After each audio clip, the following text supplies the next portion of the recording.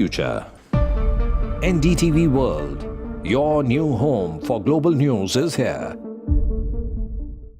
From interesting tech startups to industry-leading companies, politics, sports, culture, curry, cricket. Oh, there's so much to talk about. Like me, if you too thrive on interesting conversations, this is a show you cannot miss. Watch this space to know more about all matters and all people that make Britain what it is today. Out of Britain, with me, Radhika Iyer.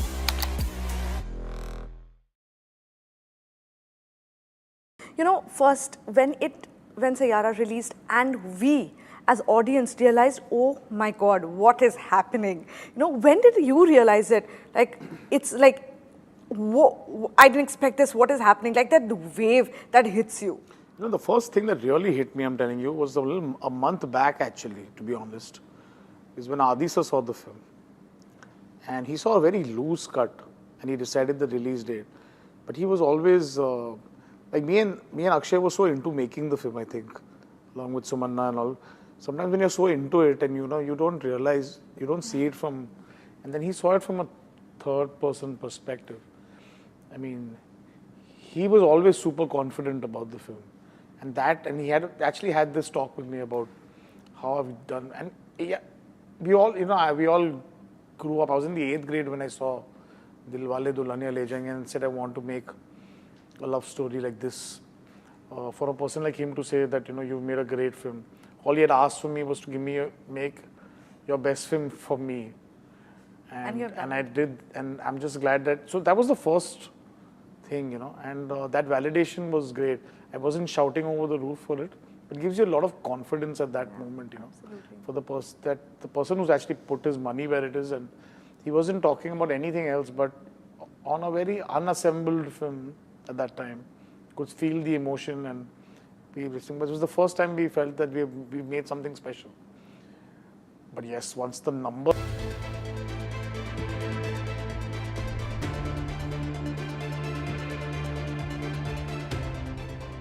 Hello and welcome. You're watching India Ascends. I'm Gaurie Dwivedi. The next 30 minutes, we get you all the stories that matter to the global Indian. As always, we start with the headlines that you're tracking on the show.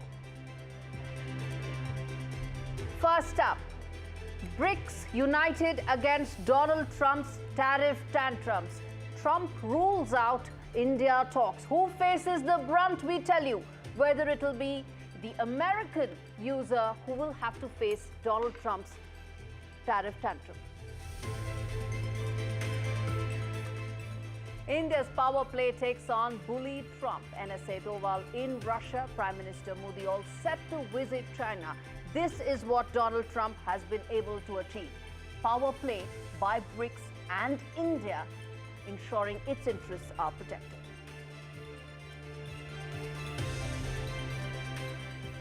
Pak Army Chief Asim Munir all set to visit the US for the second time. Will Trump woo Munir in Nobel pursuit? We tell you more.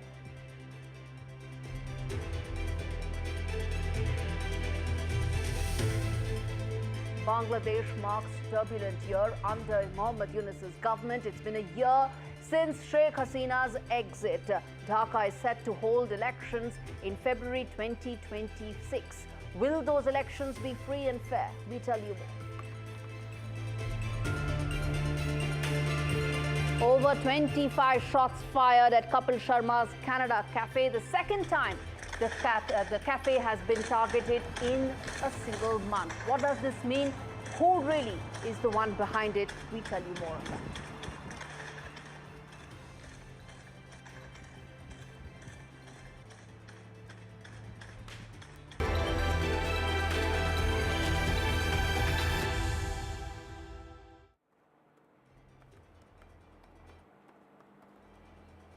The big story that we're tracking on the show this evening. In typical Trump fashion, US President has come out with a fresh tantrum against good old friend India.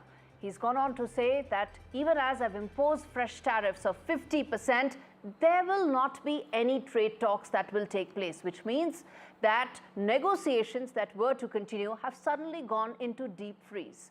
Now, this is a decision that Washington has taken, which many feel that it may have to bitterly regret going on, because it's not Indians but Americans that Trump may end up exposing more, with ensuring that there are no trade negotiations that may happen. And these tariffs, while one may think it will impact Indians, it could actually hurt the American user as well.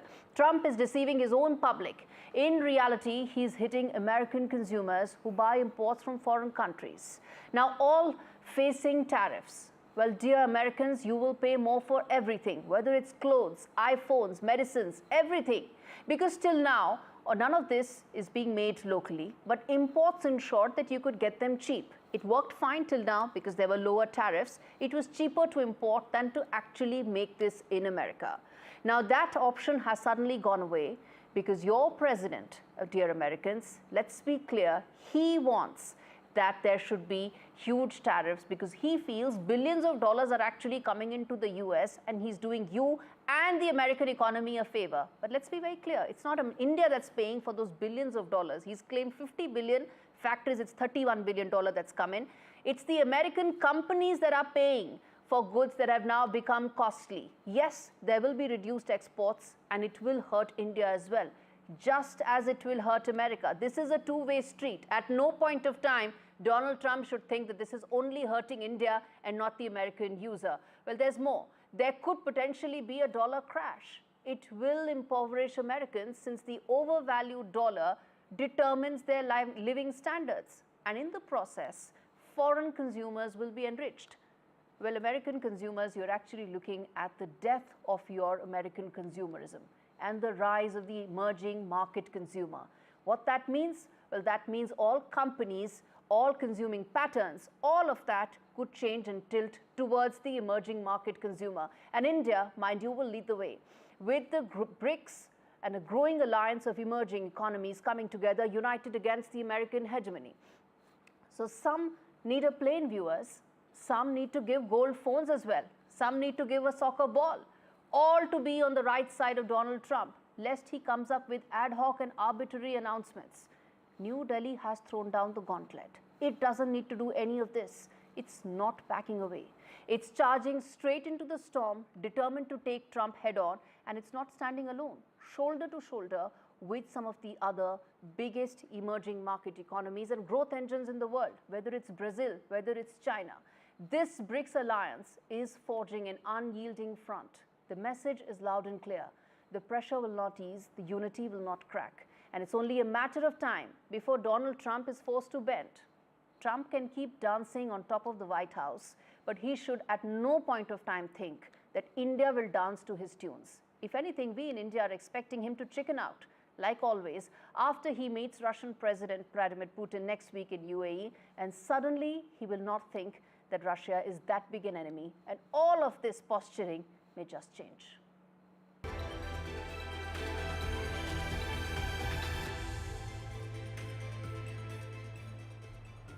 The first wide-angle story on the show, BRICS nations are challenging US hegemony. And this week, Donald Trump has imposed that 25% tariff. Now, Trump was expecting that India will come back on the negotiating table.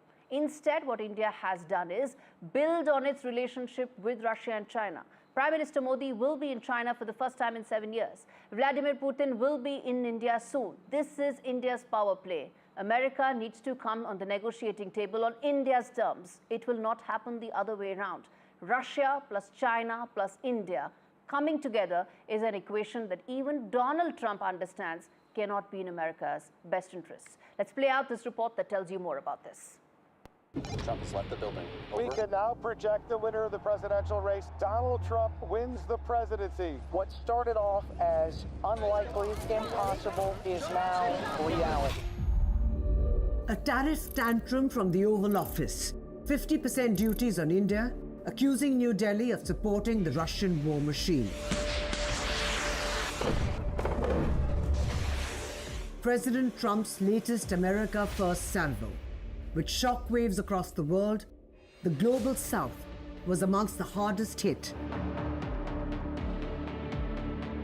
And India is caught in the middle of a high-stakes diplomatic balancing act. Despite India's calm yet resolute response, remaining open to negotiations to reach a trade deal, President Trump made his position clear. No more talks until he gets what he wants.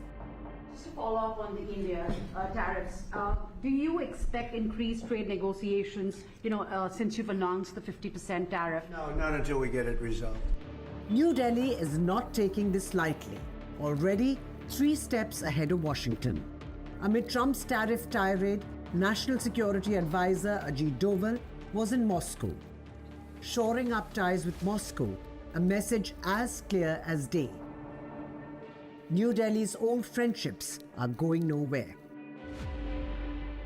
Next move, Beijing. Prime Minister Modi is expected to visit China this month. Putting aside their differences, the two Asian giants will navigate between competition and the need for a united front against bully Washington. Brazilian President Lula, also facing the heat of Washington's tariffs, backed India, calling out Trump's tariff pressure in a call with PM Modi. Coming together, the BRICS bloc led by Brazil, Russia, India, China and South Africa are pushing back on President Trump's tariff tantrums. In the BRICS corridors, the message is blunt. They will not tolerate such bullying and are now mapping new routes to bypass Washington's chokehold.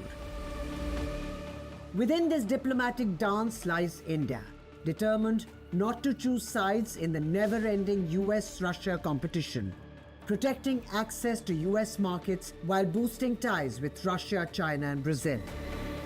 In this balancing act, one misstep could mean disaster.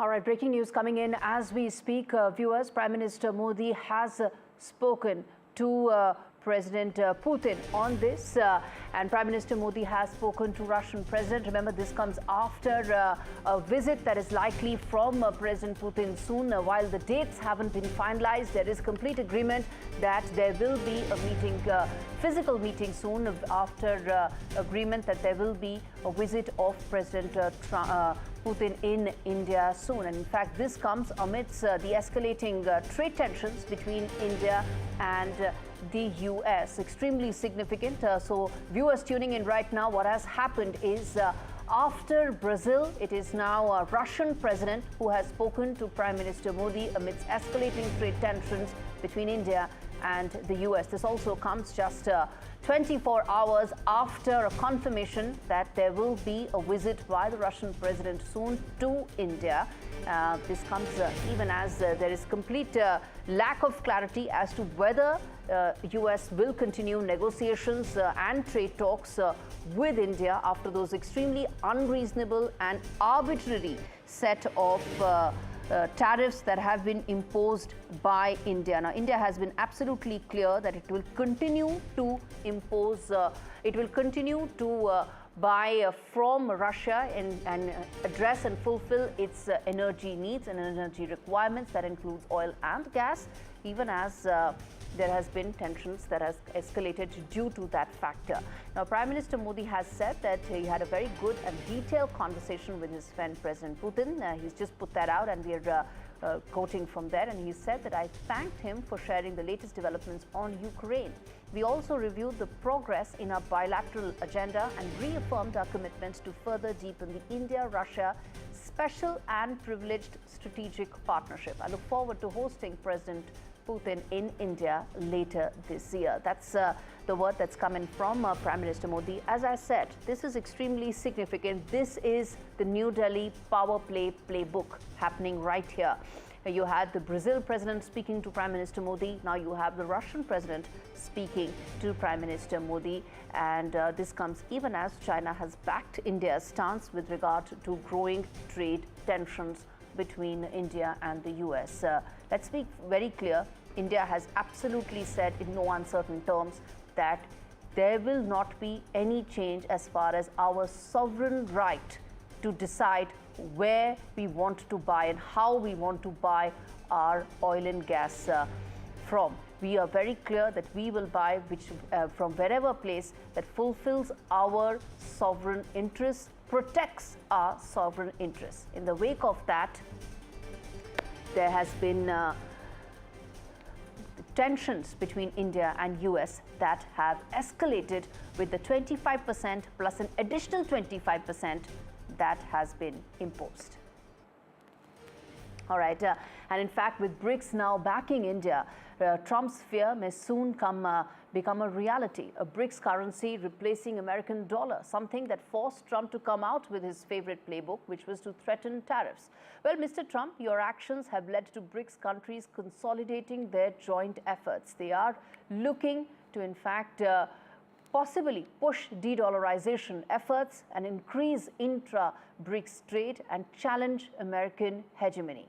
Battle lines may be drawn, but for New Delhi, a multilateral approach is its best option to be able to protect itself. How long this balancing act will hold depends on Washington's next move and how far the BRICS as a unit is willing to go. Well, one definitely can say something very clearly, which is that if this is how President Trump threatens his friends, it's high time New Delhi now looks at how best it can protect its interests.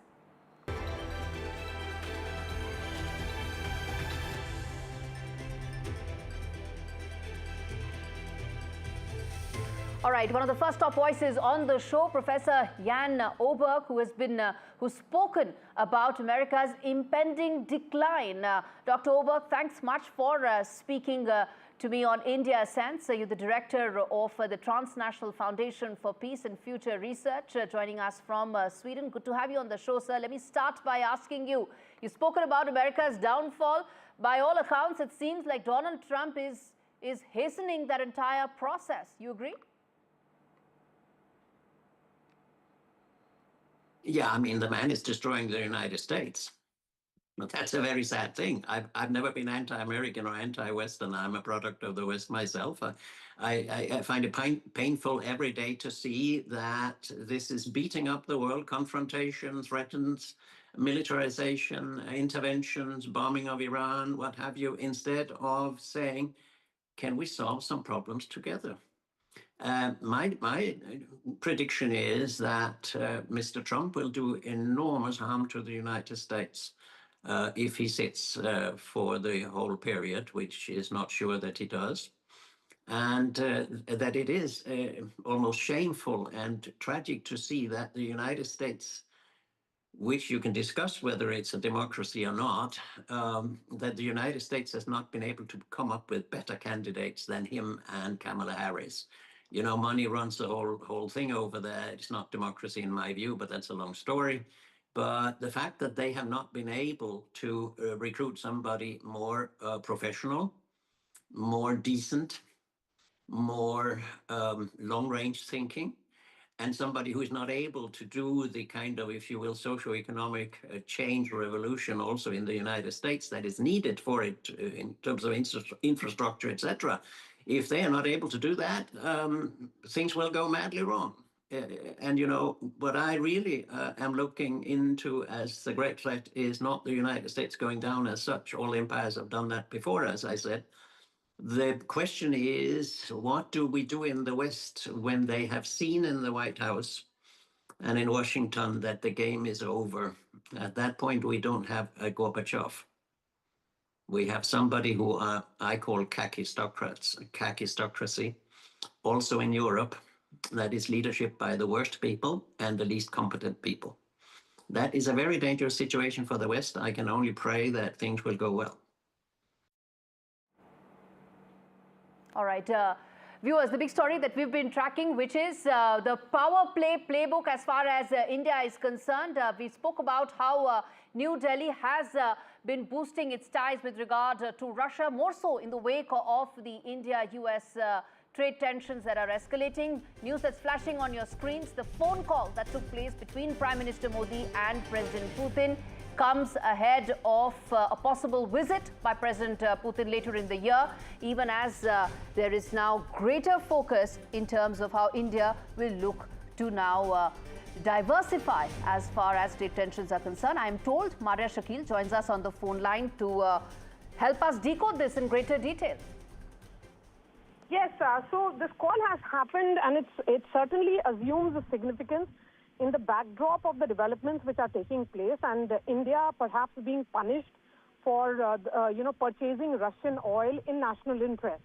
So this call that has happened between Prime Minister Modi and President Putin should be seen in that backdrop, where India has managed to send a very calibrated message to United States. Perhaps, we won't be surprised if there is more punitive action that will be taken against India, perhaps after this call, which has happened. Prime Minister Modi, in fact,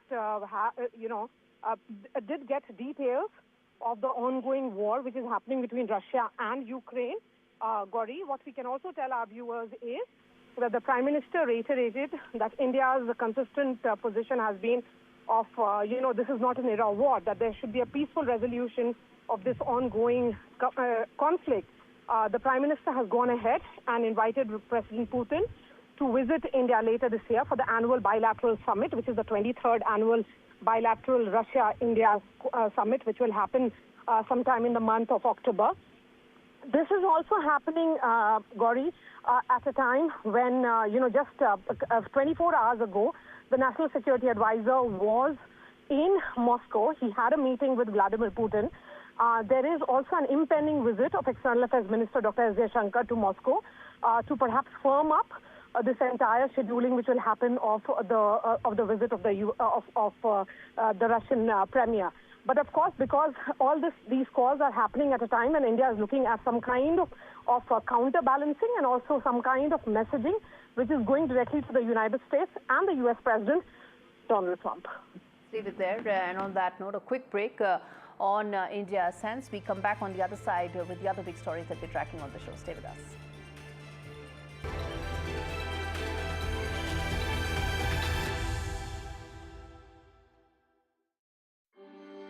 This poor creature is a lion trapped in a cold, bare cage, alone. Terribly malnourished, just skin and bone. How can anyone simply leave a lion to rot and die? Right now, there are thousands of big cats suffering the same torment, languishing in cruel cages, neglected, abandoned, left to die.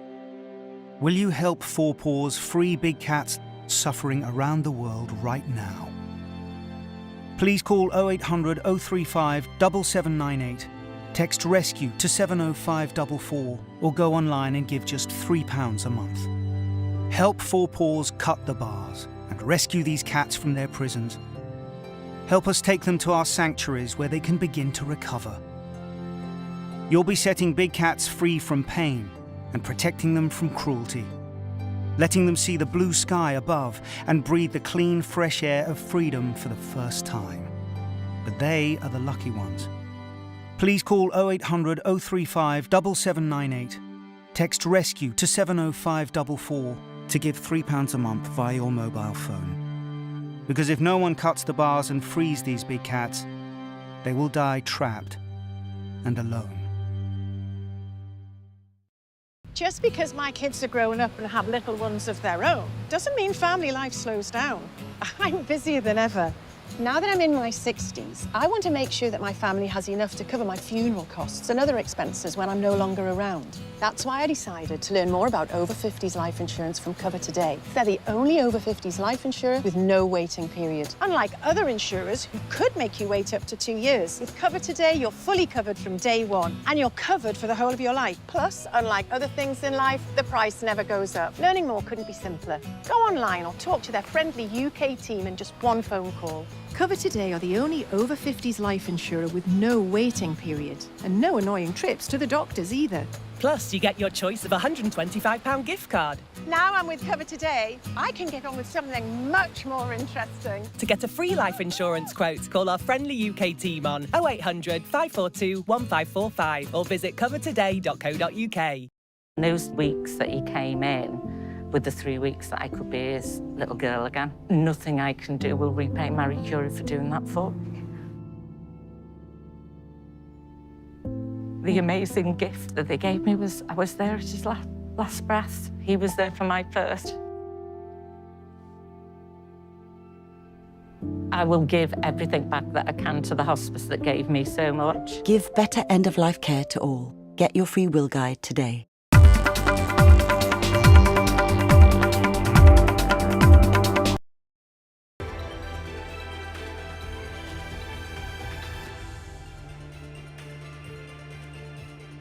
Donald Trump is not known for taking long bets. He's a transactional leader. He thinks of the immediate, and that means if he needs a Nobel Peace Prize, then he'll wine and dine with the one person whom he thinks is going to give a letter.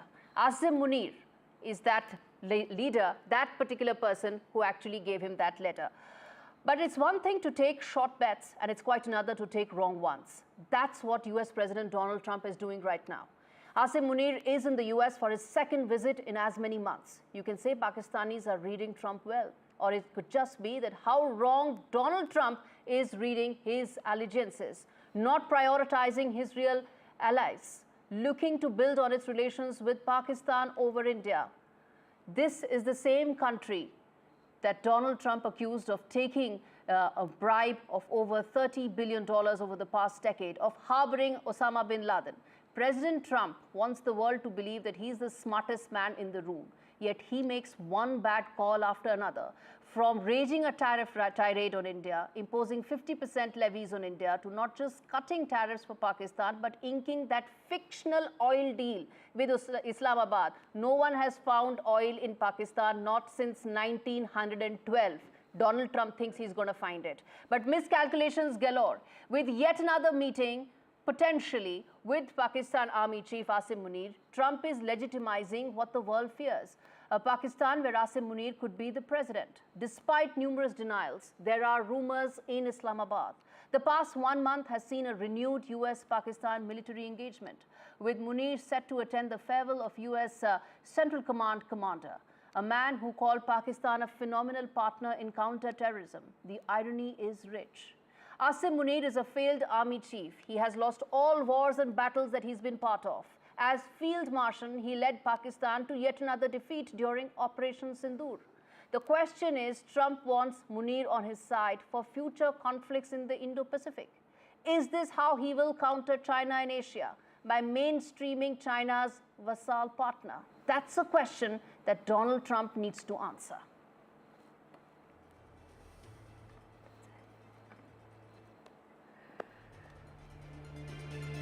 All right, viewers, that's all the time we had on this edition of India Ascends. Thanks so much for watching.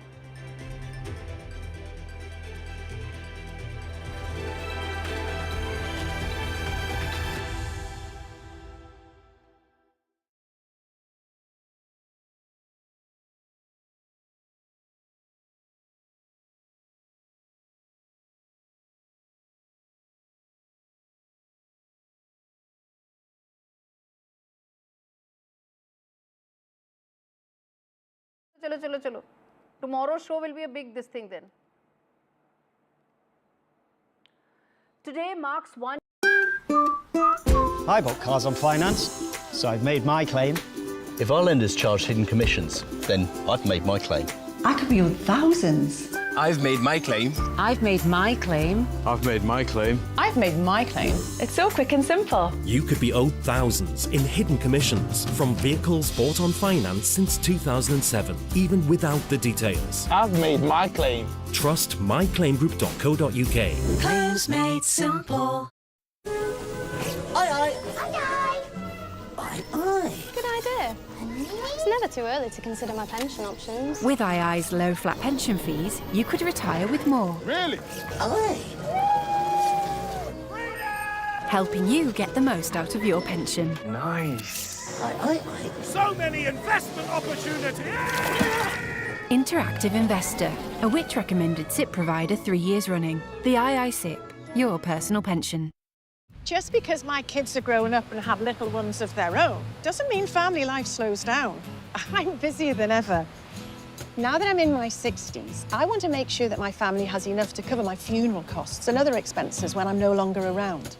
That's why I decided to learn more about over 50s life insurance from Cover Today. Cover Today are the only over 50s life insurer with no waiting period, unlike other insurers who could make you wait up to 2 years. With Cover Today, you're fully covered from day one. And you're covered for the whole of your life, so you can just get on with things. Plus, unlike other things in life, the price never goes up. Their claims process is really straightforward, so your loved ones will be looked after. Learning more couldn't be simpler and can be done in just a few minutes. All you need is your phone. Go online or talk to their friendly UK team today. Cover Today are the only over-50s life insurer with no waiting period. Get covered in minutes with no annoying trips to the doctor. With fixed monthly payments, prices start at just £4.42 a month. Plus, you'll get your choice of a £125 gift card. And you'll also get access to free 24/7 GP advice and health services as part of your policy. So stop putting it off and get it done. Then you can get on with all the fun stuff in life. To get a free life insurance quote, call our friendly UK team on 0800 977 6947 or visit covertoday.co.uk. When I woke up, they said, Alyssa, you've got leukemia. We found out that the chemo wasn't working. Cancer is still the biggest killer of children in the UK, but innovative new treatments could help beat cancer for more children like Alyssa. I'm cancer-free now. Text, call or search to give £3 a month and help build a new children's cancer centre at Great Ormond Street Hospital. So together we can save more lives.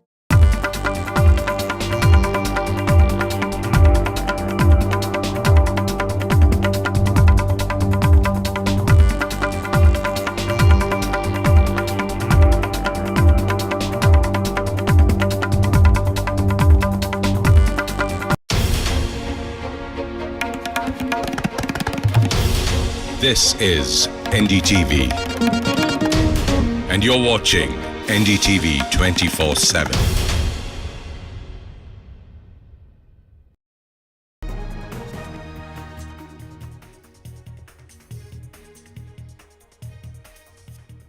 Hello and welcome to the Southern View. Rahul Gandhi brought his battle with the Election Commission to Freedom Park in Bengaluru today, Vasudha.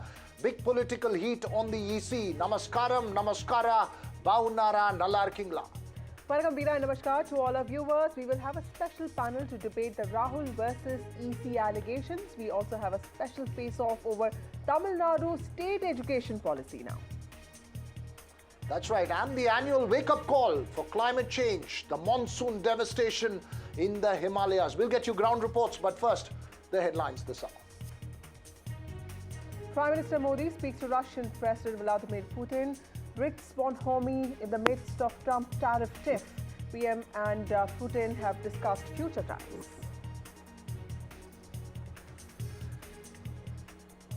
And China welcomes Prime Minister Modi to attend the SCO summit in Tianjin. Amidst that Trump tariff threat, China as well on the PM's play card. Home Minister Amit Shah, meanwhile, has slammed Rahul Gandhi over SIR. Mr. Shah, speaking in Bihar, has said that Rahul Gandhi is indulging in vote bank politics over SIR. Shah has also said, in fact, he has asked, who does the opposition want to save? And Shashi Tharoor takes on Trump, says India is not supplicant and have red lines. If it's my way or the highway, we'll take the highway, says Shashi Tharoor. Well, first up this evening, Rahul Gandhi was in Bengaluru as he stepped up his offensive and hit back at the Election Commission for asking a sworn affidavit from him on the vote theft allegations and asked the Congress government in Karnataka to investigate the quote-unquote vote fraud accusation at the Mahadevpura Assembly segment of the Bengaluru Central Lok Sabha constituency. Rahul was at Bengaluru's Freedom Park and addressed a huge gathering at the Vote Adhikar rally to reiterate his allegation that there were over 1 lakh cases of fake and bogus votes in the Mahadevpura segment of Bengaluru Central, which the Congress lost by just over 32,000 votes, Vasudha. That's right, Veera. Rahul Gandhi also declared that he had taken oath of office in Parliament as a response to the EC's demand that he made his allegations in a sworn affidavit. Now, he demanded that the ECI should immediately share electronic voter data and videographic evidence done at polling booths during the elections in the last 10 years.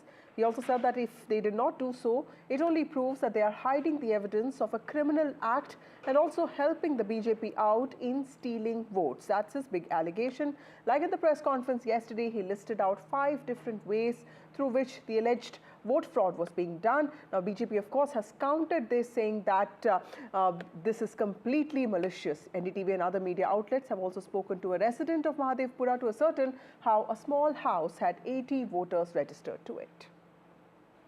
That's right. This is an intense debate, Vasudha, one that hits at the core of the electoral process. Let's first listen in to Rahul Gandhi and all the political reactions before we head to our special panel this evening.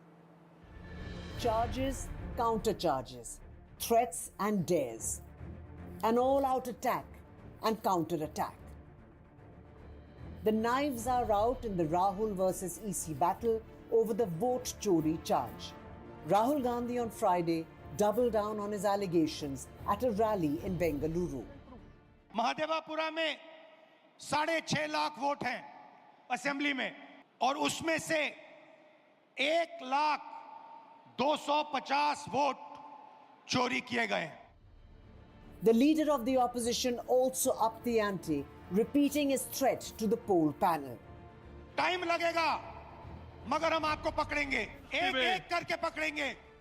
The Election Commission had on Thursday dared the Congress leader to give an affidavit on oath if he believed his allegations.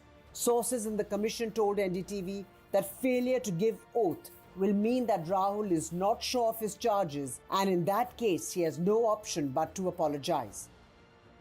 Rahul rejected the oath demand, saying that he has already taken the oath in Parliament. मैंने parliament के सामने, parliament के अंदर oath लिया है. Another Rahul versus EC flashpoint emerged as the panel fact-checked the Congress leader's claim that the EC has shut down its website after the allegations. और आज जब हिंदुस्तान की जनता हमारे डेटा को लेकर इलेक्शन कमीशन के वेबसाइट पर सवाल पूछ रही है, तो इलेक्शन कमीशन ने अपना वेबसाइट बंद कर दिया. The Election Commission also debunked another of Rahul's claims from Thursday, where he declared a family as fake voters as their pictures were not clear. The family in question showed their voter ID cards with clear pictures. The issue has also raised political temperatures, with the BJP top guns hitting out at Rahul Gandhi. अगर उनको आपत्ति है तो कोई formal evidence किसी oath पे उन्होंने दी हो. इलेक्शन कमीशन में ऐसा नहीं है. उन्होंने एक बार एफिडेविट फाइल करा था सुप्रीम कोर्ट में, बाद में माफी मांग करके आए थे. राहुल गांधी ने आज इनडायरेक्टली इलेक्शन कमीशन को सपोर्ट किया कि ये देश में स्पेशल इंटेंसिव रिवीजन होना चाहिए, दो नाम में वोटर लिस्ट में नाम नहीं होना चाहिए. Congress MP Priyanka Gandhi came out in brother Rahul's defense. आप वोटर लिस्ट दे क्यों नहीं रहे हैं? आप इन्वेस्टिगेट कर क्यों नहीं रहे हैं? उसके बजाय आप कह रहे हैं कि एफिडेविट साइन करके दो. इससे बड़ा ओथ क्या है जो हम सदन में लेते हैं? Rahul Gandhi also made his voter list presentation at the India Bloc dinner on Thursday night. Many allies came out in support on Friday. What he has shown with evidence is just how many people have been enrolled in booths which probably ended up helping in the outcome result for the Bharatiya Janata Party. We've seen this in Karnataka, which he has recently shown, and it is for the Election Commission of India to take this up on a strong footing and tell us that just how does the process work and bring transparency in the process. Samajwadi party ने जब 18,000 affidavit दे दिए, तभी नमूना था, लाखों दे सकते थे. 18,000 affidavit दे दिए तो चुनाव आयोग की बोलती बंद हो गई और उनकी कलम खामोश हो गई. मैं सिर्फ इतना जानना चाहता हूं चुनाव आयोग से कि अगर वो शिकायत सही पाया गया तो क्या चुनाव आयोग इस्तीफा देगा, बर्खास्त होंगे चुनाव आयोग, जेल जाएंगे फर्जीवाड़े के आरोप में? चुनाव आयोग भारतीय जनता पार्टी के कार्यकर्ता की तरह काम न करे. The next act of the Rahul versus EC battle will be played out in Delhi on Saturday, when the India Bloc MPs march to the EC headquarters. An NDTV Bureau report. Okay, joining us this evening is Rohan Gupta of the BJP, Mahima Singh of the Congress Party. We have Sandeep Shastri of Lok Niti Network, and we also have senior journalist Rashid Kidwai. Thank you all of you for being part of this broadcast. Mahima, to you first. Bhiwandi, Mumbai, Parbani, Mohol, just 4 of the 50 assembly constituencies that Bhupendra Yadav, Senior Minister, Environment Minister, said as the assembly constituencies where large number of voters got enrolled, all of them voted for the opposition candidates. So the BJP has also come up with its own set of explanations why some of these claims that have been made by Rahul Gandhi are completely false. What would your response be? Jai Hind, it is very interesting to observe, Vasudha, that the questions are being asked of the Election Commission of India, and rather we are seeing the BJP jumping the gun. We just don't understand why. We have been asking this time and again. Why do the BJP spokespersons assume the role of the Election Commission of India spokespersons when the questions are asked of the BJP, of the Election Commission of India? Now today, Vasudha, if you see after the Honorable LOP's press conference yesterday, Rahul Gandhi ji has raised serious questions. He has shown 5 ways in which the votes have been hijacked, the democracy has been destroyed, with the data provided by the Election Commission of India, although not very optimal. But we sat for 6 months, we deployed a team of 30-40 people, and finally we are out with the results, hard evidence. Yet the Election Commission of India is, it's rather playing cat and mouse. I just do not understand why did the Election Commission of India block from its website today 4 states, data of 4 states has been blocked. Maharashtra, Madhya Pradesh, Bihar, and Rajasthan. Why would the Election Commission of India do that? The Election Commission of India is a statutory constitutional body. At the very least, even if this wasn't ECI data, even if this was a plain allegation, which it is not, the ECI should have, this should have raised their eyebrows, just like it has raised the eyebrows of the entire nation. And the ECI should have said, well, let's investigate. Well, let's find out. Because it is for the Election Commission of India to keep this democracy happy. The governments will come and go. The governments are a product of the elections which are to be conducted fairly by the Election Commission of India, but rather the Election Commission. Why does it look like it is hand in glove? 1 second, Mahima. Let me take this across to Rohan Gupta. Rohan, the point being made is A, why is the BJP jumping up to attack Rahul Gandhi and question his allegations when you should be demanding a thorough, clear, categorical probe? Because this is an issue of the election process. It's not an accusation against one political party or the other. No, absolutely, this is allegation against BJP. Because when you are saying that vote chori, you are saying that this is done to help BJP. And obviously, as a member of BJP, we have right to ask answers from Congress when the baseless allegations are made against the constitutional institution. I'll tell you, I'll expose what... No, ask for a probe. What? I'm not able to hear. Ask for a thorough probe is what the Congress is saying. Absolutely, that should be probe. See, it is definitely, we are not saying it should not be investigated. Definitely Election Commission will come with the true numbers and the true picture. I'll raise one more issue here. Maharashtra, after Maharashtra election, Rahul Gandhi ji raised many questions on conduct of elections after Maharashtra elections. Election Commission gave detailed answer on 24 December 2024. This is the longest, this is a 24-page reply. After that, Congress party has not gone back and told Election Commission that why this reply is wrong or comments on that. They are just going in a public place, alligating Election Commission because they are not able to understand what's the mindset of the people, what is the mood of the country, because they are not confident. One more thing, Rahul Gandhi ji yesterday told in this parliament there were 8 seats and they have won 7 out of 8 seats, and just because of 1 seat they lost the Lok Sabha. Again, it is wrong, it is false. BJP has won 4 seats and INC has won 4 seats. And this was almost the same result of Vidhan Sabha. So are you saying that Karnataka elections in Vidhan Sabha, when you won, it is also vote chori? Definitely you can question the process. Definitely you have right to question the process. But that doesn't mean that you allegate Election Commission.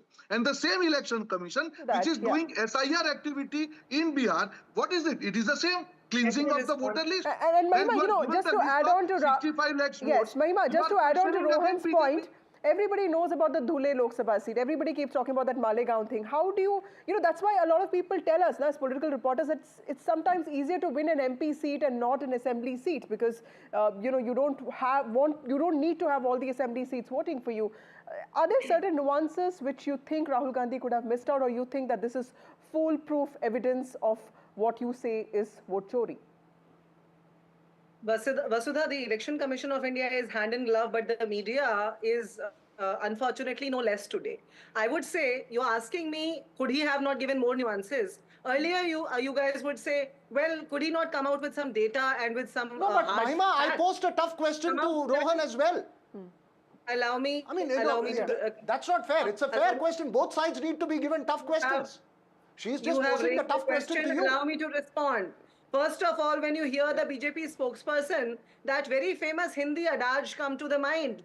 Chor ki daढ़ी mein tinka. Ye chor ki daढ़ी mein tinka hai because the BJP is jumping the gun very evidently. Everybody can see why. Because the state secret, the state secret the ECI is trying to keep today is BJP's secret, is Modi's secret, and it is out for everybody to see now.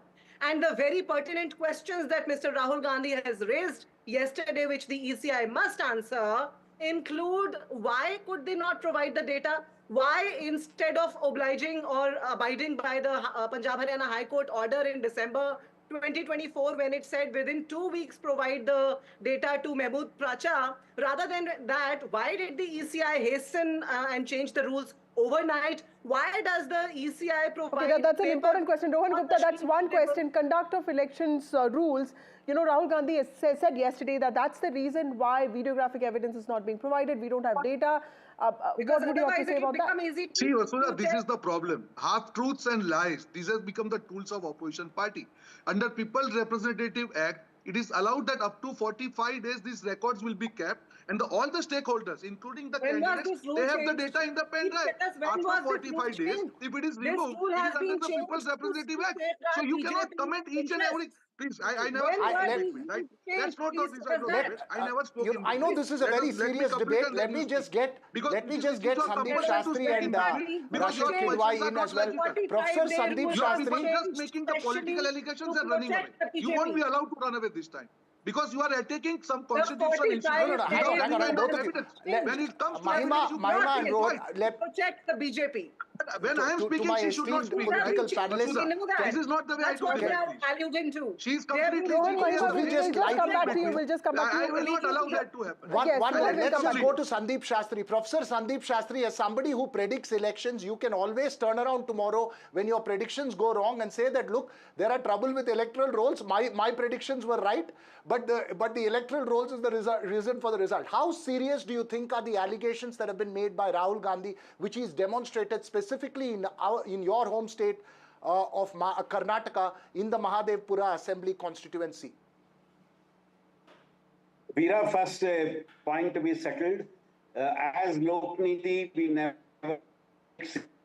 only about the percentage of votes. Coming to your main point, I think the biggest challenge that we are facing is all these talk, all this allegation of gets caught in the political crossfire between political parties.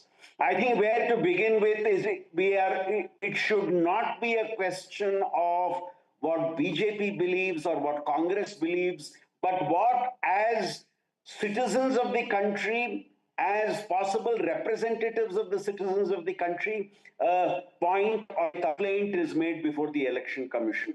I think we need to keep political parties out of it. It's not a Congress-BJP slugfight. It is a question which Election Commission needs to handle with all transparency, with all openness, and let us not decide beforehand that if I represent X party, I have to take Y stand irrespective of what the data tells me. Let data speak. Let Election Commission respond to what the data says. And let's, for God's sake, not bring our political preferences, our political stands on the issue. Believe me, Veera, it will be good for this country if we don't make every issue a Congress versus BJP or a Congress. Professor Shastri, that's a very important point.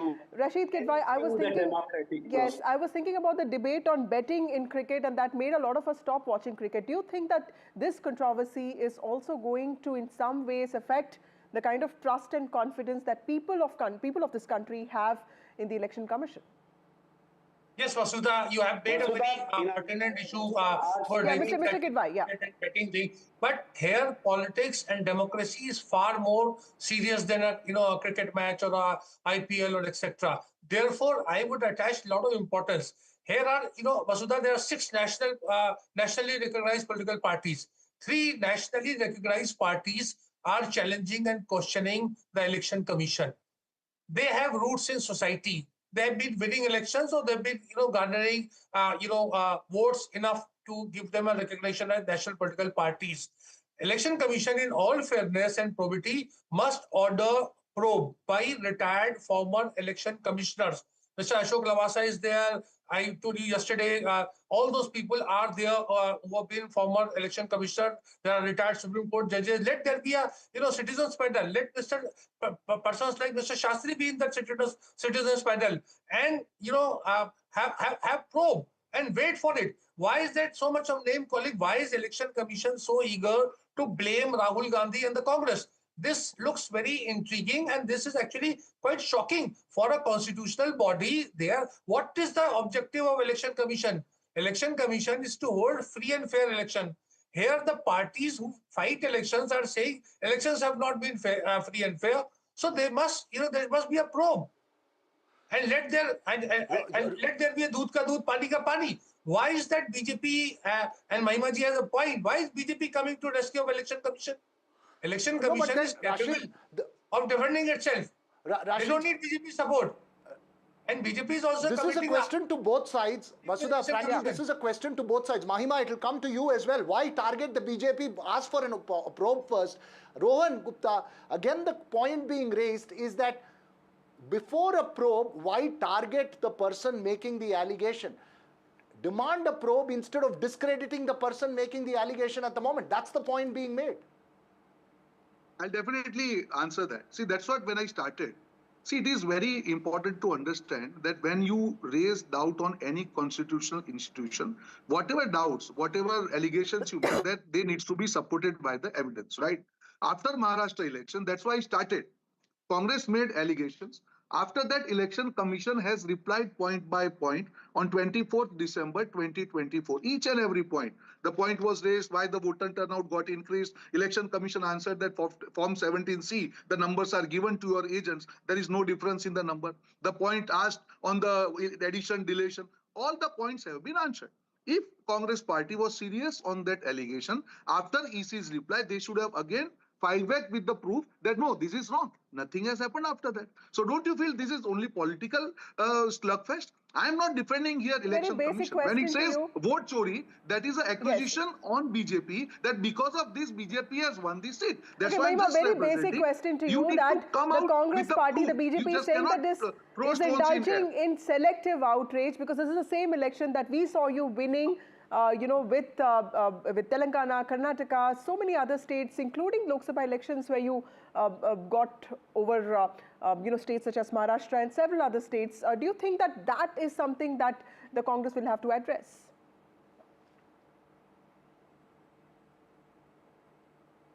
Mahima? You've asked me that question, Yes. Yes. Now, before I answer your question, I actually have been, intriguingly thinking about the name of Mr. Aditya Srivastav. Out of many names that Sri Rahul Gandhi brought about, Aditya Srivastav has his presence in multiple states, Vasudha. And by that virtue, that ID is voting across states. And who is benefiting? BJP is benefiting. So, Veera, to answer your question, it is, of course, the Congress will allege the BJP. The Congress will point and train its guns at the BJP because it is the BJP that has been evading anti-incumbency as a result of this, purported and don't fraud. ask questions like why I'm defending Election Commission. Now, please allow me to respond, Vasudha. That it drowns in this BJP-Congress battle. The fact that you're making an allegation against the election process, which is far beyond the BJP and the Congress. Exactly. That's how it should be. Exactly the point we are trying to make. It should be beyond the parties. It should be completely non-partisan. But for the first time in the Indian history, this is how it is that the ruling party is actually jumping desperately to protect the Election Commission of India. And now let me make a very pertinent point that I was going to make. Out of the 5 very categorical questions that Sri Rahul Gandhi has raised, one of the very main questions is on the Form 6 new voter scam. There's a new voter scam. How? Because there are 0 voters between 18 to 25 years of age in the first time voter form. And who are the people, majority people in that? Mostly senior citizens. And if you would remember, a new rule was brought in by the ECI right ahead of the Lok Sabha election that the voting machines will be taken home for facilitating vote for senior citizens from home. Now, we do not know how many Form 6 applicants have benefited from that new rule also. So you need to put it all together. It's a can of worms that has been opened, Veera and Vasudha. And I would say, at the very least, as a watchdog of the democracy, you as media persons, as a watchdog of